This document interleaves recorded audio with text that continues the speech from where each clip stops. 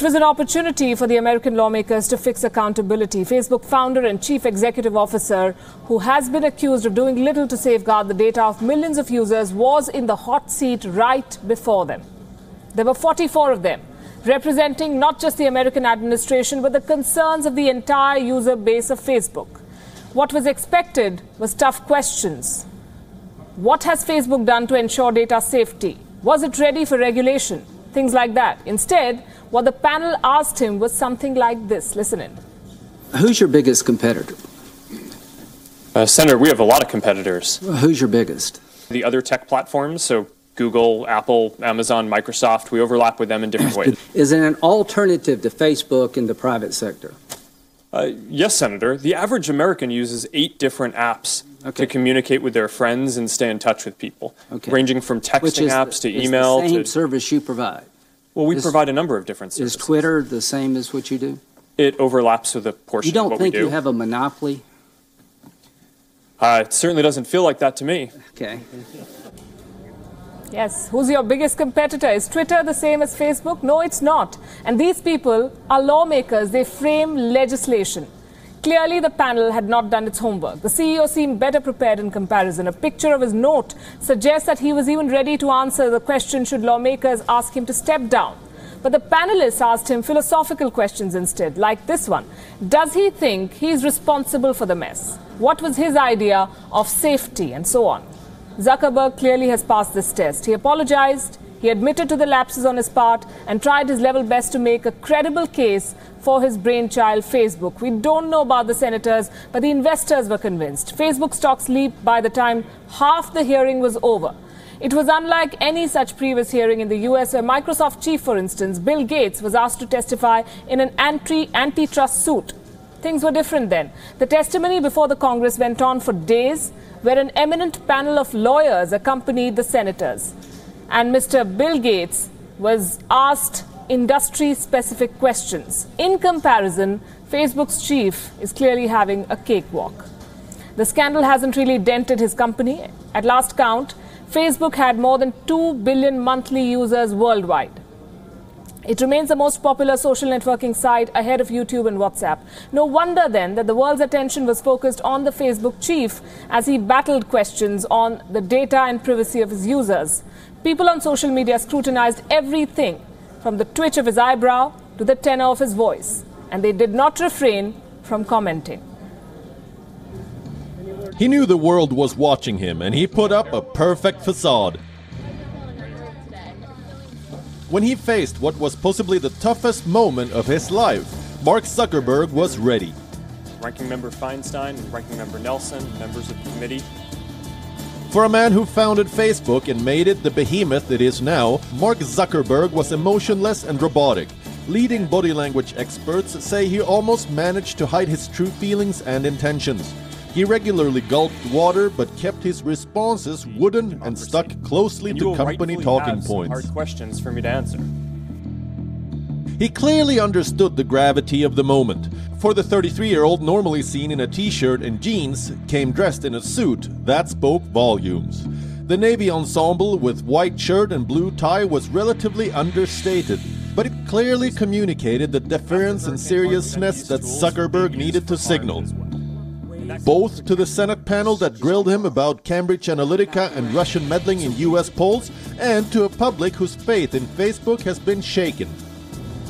Would you be comfortable sharing with us the name? This is the first time that the Facebook CEO has appeared before the US Congress personally, having previously sent deputies to represent him on Capitol Hill, and the internet was clearly ready to take full advantage of the live public hearing. After senators began questioning Zuckerberg, some Twitter users were quick to poke fun at the stereotype that older people don't completely understand his social network. One Twitter user summed it up with, "It felt like being behind an 84-year-old woman trying to use an ATM."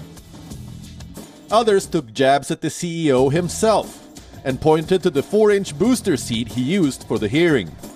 Everything was scrutinized, from his smile to the way he drank water. How much revenue did Facebook earn from the user engagement that resulted from foreign propaganda? Well, Senator, what we do know... It was no doubt a stressful day for Mark Zuckerberg, but could well be worth the sweat. By the time of the hearing's first break, Facebook's share price had risen by 5%, adding another $4 billion to his net worth. Bureau Report, WION. He's been called Lucky Zuck, and why not? The founder of Facebook is halfway to going scot-free, and we use the term scot-free because grave charges have been leveled against him, like selling the data of users, failing to implement checks and balances which allow third-party firms to misuse information of millions of people, and last but not the least, tampering with the election process in the world's oldest democracy. Some of these are criminal offences, but the developments on Capitol Hill seem to have undermined the seriousness of this case. Why was the Facebook chief given the long rope? Was it the lack of legislation or plain ignorance about the functioning of the social media platform?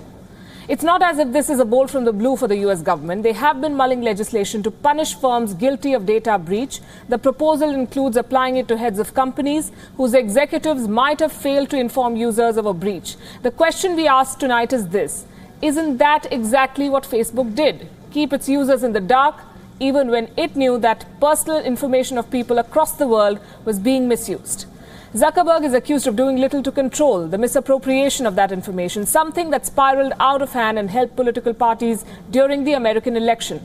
Does that amount to indirect meddling? We'd say it does. And that is a very, very serious offense. Is Zuckerberg paying for this wrong? No. He's just made a few $1 billion more after this deposition. During the course of the 300-minute-long testimony, the Senate committee did raise this issue, like it was a matter of course. What they asked Zuckerberg was whether he or his teammates were being probed by Mueller, who is investigating the Russia meddling case, the alleged meddling by Russia in the US presidential election. It was discussed in passing. Clearly, they had no intention to get to the bottom of the matter and demand accountability. So we come back to the question, why is he being treated with kid gloves? What does he have on the people probing him? Has he managed to sway more than user preference? Think about it. Meanwhile, what are the chances of you being one of the 87 million users whose data was breached? I'm not very good at math, but what I can tell you is that Facebook itself is allowing people to find out if their account details were compromised by a political consultancy firm like Cambridge Analytica. It is pretty simple. This is how you can check if your data was leaked. Facebook's data leak has left users worried. They are not clear if their personal information was compromised. But the social media company is now making it easier for people to find that out. Facebook has started notifying affected users if their data was improperly shared by Cambridge Analytica. One of the notifications affected users are receiving reads something like this. We have banned the app This Is Your Digital Life, which one of your friends used Facebook to log into. We did this because the app may have misused some of your Facebook information by sharing it with a company called Cambridge Analytica. But if you still haven't received any notification, you can check if your account is safe. Log in and go to facebook.com/help. Type Cambridge Analytica in the search bar. Go to How can I tell if my information was shared with Cambridge Analytica? Go to the box Was my information shared? If your account is safe, you will get a message that reads, based on our available records, neither you nor your friends logged into This Is Your Digital Life. As a result, it doesn't appear your Facebook information was shared with Cambridge Analytica by This Is Your Digital Life. But if your data was compromised, you could receive a message like this. Based on our investigation, you don't appear to have logged into This Is Your Digital Life with Facebook before we removed it from our platform in 2015. However, a friend of yours did log in. As a result, the following information was likely shared with This Is Your Digital Life: your public profile, page likes, birthday, and current city. A small number of people who logged into This Is Your Digital Life also shared their own news feed, timeline, posts and messages which may have included posts and messages from you. They may also have shared your hometown. And if you use the app yourself, you are most likely to be affected and you will be shown a message like this. You use the app yourself. Our investigation indicates you logged into This Is Your Digital Life with Facebook before we removed it from our platform in 2015. As a result, you likely shared the following information with This Is Your Digital Life: your public profile, page likes, birthday and current city. Your friends' public profiles, page likes, birthdays and current cities. A small number of people also shared their own news feed, timeline, posts, messages and friends' hometowns with the app This Is Your Digital Life. And right below the message box, Facebook is also giving users an option to review and update information they share with apps and websites. So go to your Facebook page and find out if your account is infected or safe. Because once you know, it's only then you can take appropriate privacy measures. Bureau Report, WION. India's Ganga and Yamuna rivers had human identities well before they were given rights in 2017. In Hindu mythology, the goddess Ganga, the river herself, is one who purifies and cleanses the soul from its sins. The Yamuna, whom Hinduism says is the sister of the god of death, is a goddess who frees bodies from the suffering through death. So it's no surprise that India became the second country in the world in 2017 to grant its sacred rivers the same legal rights as human beings. That's not all. This happened in the land of gods itself, the state of Uttarakhand, bordering the Himalayas, where both rivers or goddesses take their source. The move was inspired by the fight of the native people of New Zealand, the Maoris, who fought for the personhood status to be granted to their sacred Wanganui River for no less than 140 years. The motive for both cases, protection from pollution, from reckless development, and all of the aggression which endanger the natural ecosystems. In 2011, Bolivia, the tiny South American nation with one of the highest indigenous populations, had already gone further. It gave the personhood rights to Mother Earth. The country established 11 rights for nature, including the right to life, the right to pure water and clear air, and the right not to be polluted. Environmental groups pushing to give legal rights to natural entities say that they are not property and therefore cannot be treated as belonging to the state, trusts or individuals. Academics have argued that we have to endow natural ecosystems and all their elements with the same basic rights that we ourselves, humans of the natural world, have. They advance that many legal systems recognize the legal rights of non-human entities, including local government bodies, corporations, etc. And there is a case for similarly recognizing nature in its entirety as someone with rights. We're talking about this because after the Ganga, the Amazon River of the South American continent has been recognized as an entity subject of rights by the government of Colombia. What does it mean? It basically means that the rainforest and the river have been granted the same legal rights as a human being.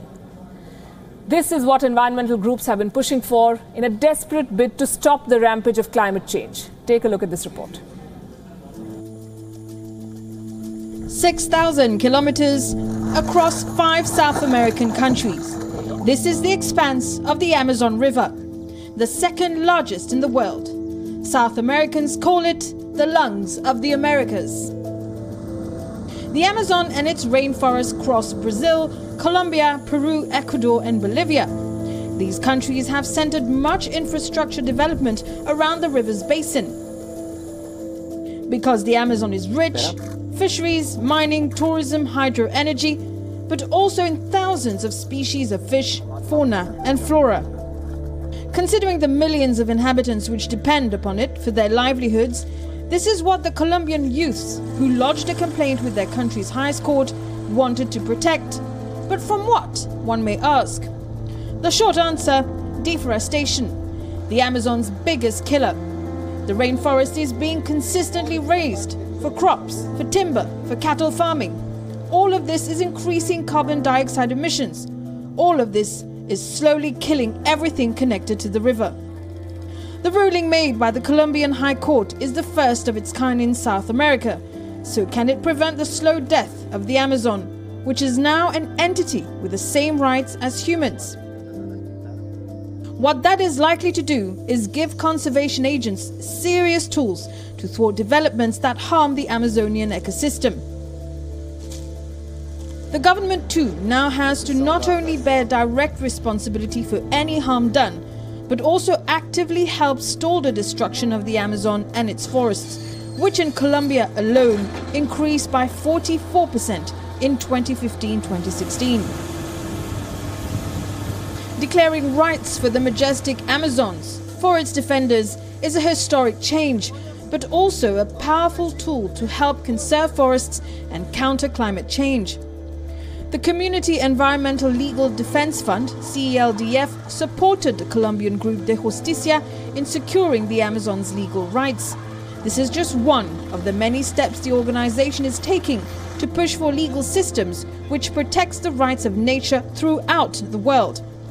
The CELDF says, quote, "The collapse of ecosystems and species, as well as the acceleration of climate change, are clear indications that a fundamental change in the relationship between humankind and the natural world is necessary. We must secure the highest legal protections for nature through the recognitions of rights." Unquote. In addition to granting personhood rights to the Amazon, the court has also ordered Colombia to create a comprehensive plan within the next 4 months to address deforestation and climate change. Arabella Sibelak, WION. Now, a video showing an Israeli soldier shooting at a Palestinian protester has sparked fresh tensions between the two sides. The Israeli Defense Forces say that they're conducting an inquiry, but the political class is adding fuel to the fire. More in our next report. An Israeli soldier has within his sight a Palestinian protester. This video is believed to have been shot by Israeli soldiers who were positioned at a distance. The protester was unarmed, but he was standing a few meters away from the fence that divides Israel from Gaza.